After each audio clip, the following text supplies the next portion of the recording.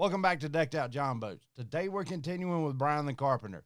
He's from the Ike Live Show. He's an electric only guy, and we're going to learn more about his boat.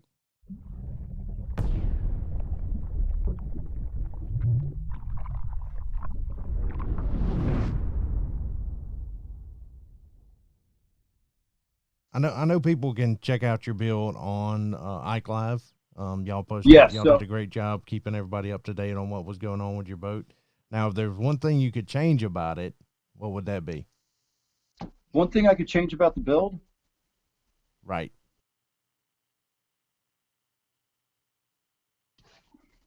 That's a good question. He's thinking hard. Got the man thinking. Yeah. There's probably some things. Well, we added. I can tell you one thing that I just did that I wish I had done beforehand because it was a lot harder to do after the fact. In these hatches, I had carpet, right? I had carpeted them, and then we closed the hatch, put the decking down, pop riveted the decks down. That's it. They're done. They're not coming up anymore. Put the hatches in, the marine mat. That's it. But aluminum boats condensate a lot, right? And they sweat a lot. And it seemed like no matter what, it was always like if I threw a shad wrap in its box inside my hatch, that box was soggy in a couple of days. Even like just no matter what. And even if I brought it back and left the hatches open, but I had all my tackle boxes in there, that carpet's holding the water. And that carpet just constantly stayed damp. So I talked to my buddy Dave Haas. I was like, what can we do to make this better? And he had found, and it wasn't even that he found it, but from being paying attention to sites like Decked Out Jon Boats and Tiny Boat Nation, and following some other builders, boat builders. And there's a guy in the Indiana area named Nate Eckel, and Nate does an amazing job on his builds. His stuff is over the top as well. And we became aware of, Marine Mat is a closed cell EVA foam. You can buy that stuff off Amazon. There's a million companies making a lower quality, a lesser quality EVA foam. So he found stuff. It's $85 for a 3-foot by 8-foot roll, and again, it doesn't absorb water. It sheds the water. Water's going to beat off it and run down instead of it holding it. So we decided to pull all the carpet out, and that was a week ago.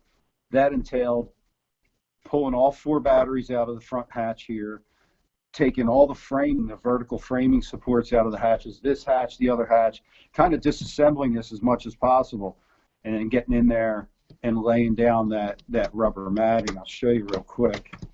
Again, sorry about the quality.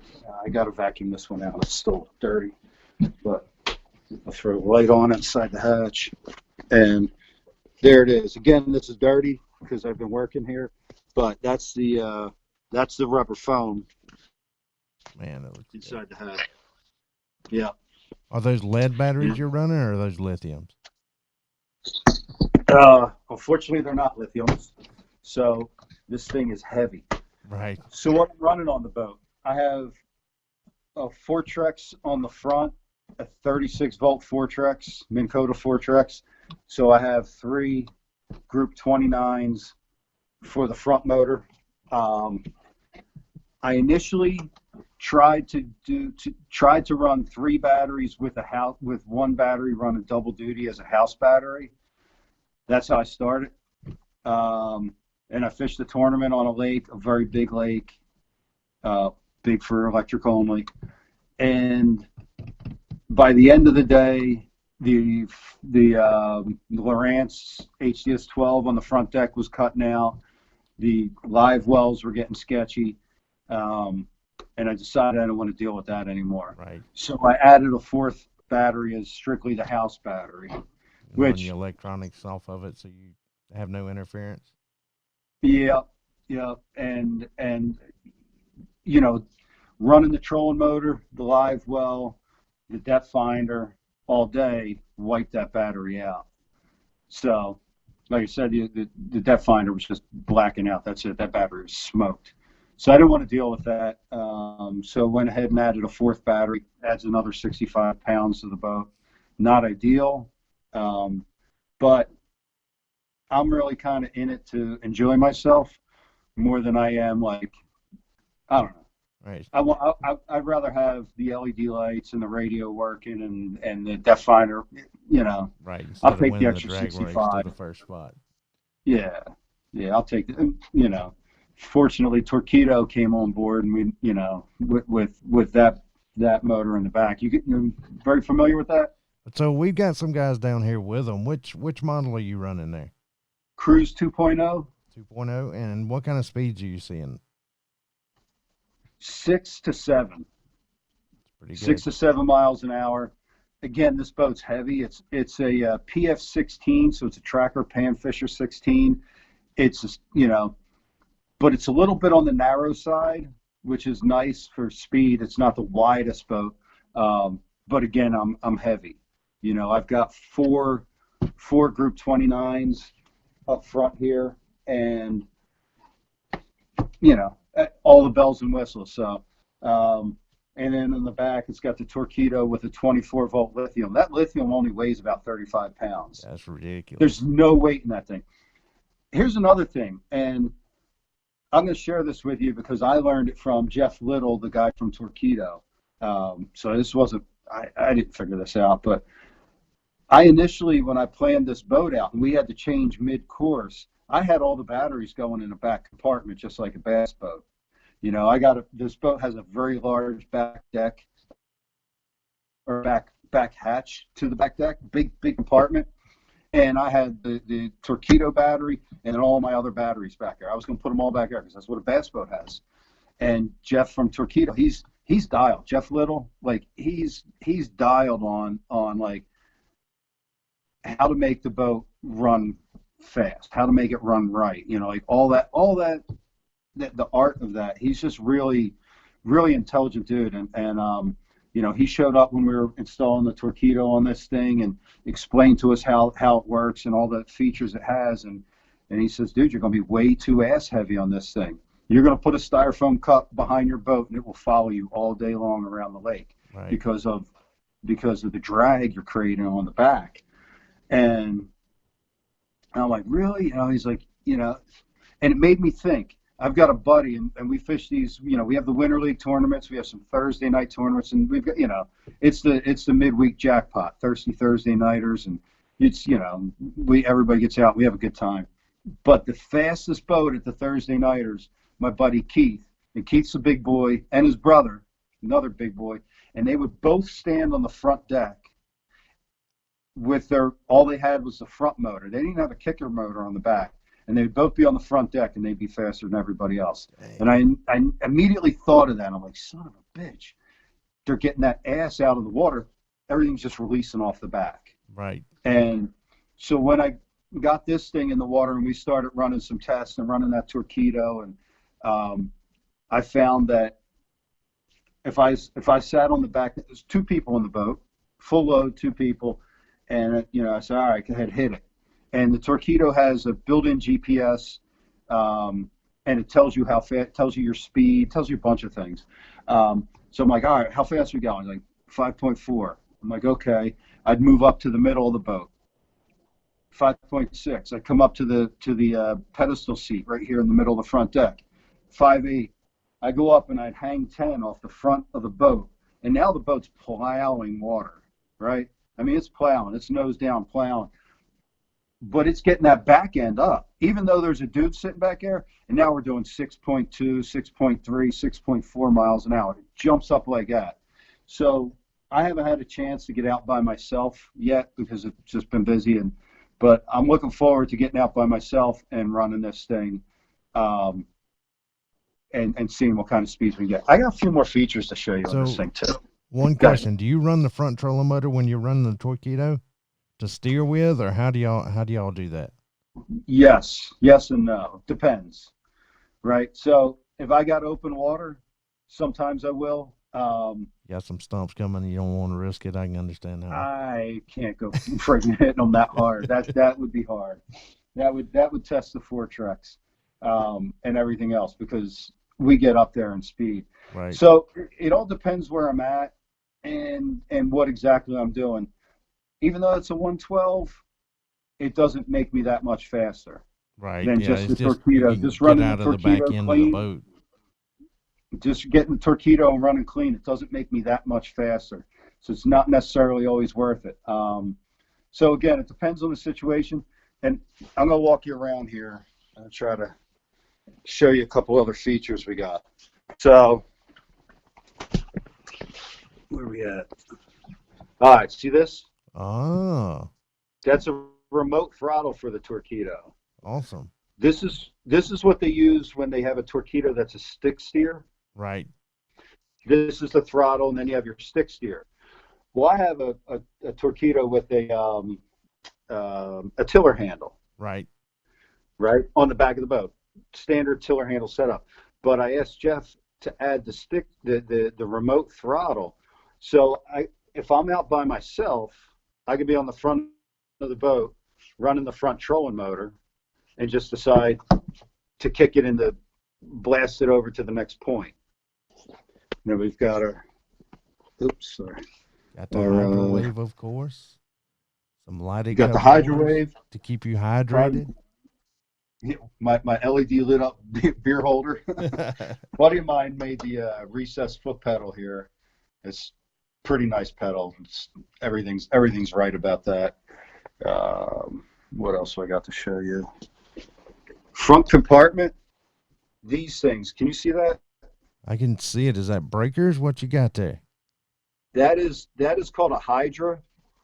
So that clamps to your battery terminal, and then here's 5. Gives you heads. multiple posts. Gives you multiple posts. They're They awesome. make a Hydra with 3 heads, and they make one with 5. Dude, that thing is so money. You think about how many wires I would have had under one thing. Right, You because know I can what tell mean? you on my old boat, like I had a stack of those eyelets that dude. was like 2 inches tall. I could barely get the nut on the top. Yeah. So the TH Marine makes them. It's called a Hydra. They're fantastic, and I mean they're not expensive. They just it's like it's so obvious. Why didn't I think of that? You know what I mean? And it just clamps on that terminal, gives you the opportunity to put all that stuff on there. It's amazing. Here's my glove box. See this? Oh, So that's nice. a glove box from TH Marine. Not nearly needed, necessary, just kind of pimping it out a little bit. But what I did, I added an LED light on the inside of that.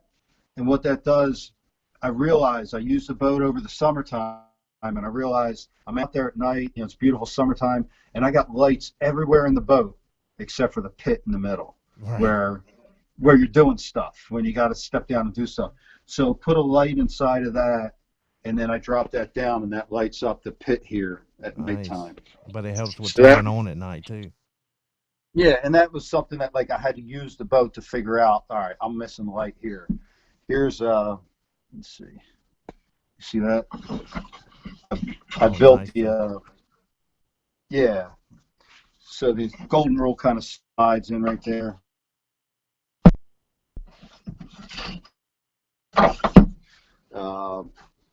Here's our live well.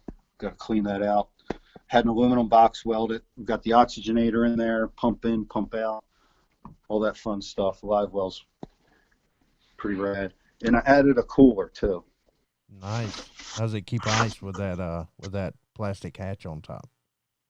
Not too good, to be honest with you. It was an afterthought. I saw a space in here. We had already cut everything out, and I'm like, man, I got a big space here. I got to do something with that.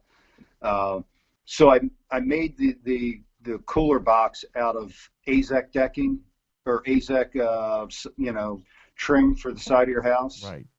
It's just a plastic trim. It's not like if I had to. Again, here's one of the things to your question. What I've done different? I would have worked a real cooler into the boat and used an actual cooler, insulated cooler. So it doesn't hold ice great, but it's a place to put stuff. So I mean, that's one thing I probably would have done a little bit different. Is I would have worked the cooler in the right way. here's the back hatch, and that's that 24-volt Torpedo battery right there. And how do you, as far as range, do you pretty much run that thing down in a day, or? I can. If I'm full throttle, hammering and running hard in a tournament, I can run it out in a day. I've only done it once, and it was on a big body of water, and we were running back and forth across it, and I did get it down. By the end of the day, she was like down 10%, left in the battery. But again, if you don't go full throttle, it lasts a ton longer. But when you're in a tournament, what do you do? Exactly. Yeah, but it's like, how am I do 75%? How long does it take to recharge it from 10%? A couple hours. Yeah, it's crazy. I mean, yeah, it's not bad, and it's got an on-off switch on it. So there's an on-off switch on the battery. When you shut it off, that's it, man. It holds. Right. It's not going anywhere. Like when this stuff came to me, I had it for months, probably 4 or 5 months, and who knows how long it sat before it came to me. And when we turned it on and we activated the battery, it was at 97%. And I had it for months just sitting. So it really holds the juice. Right. Another cool product, dude. Not a sponsor of us or anything, but you guys mess with YOLOtech at all? Oh, yes. Dude, how awesome is a YOLOtech power stick?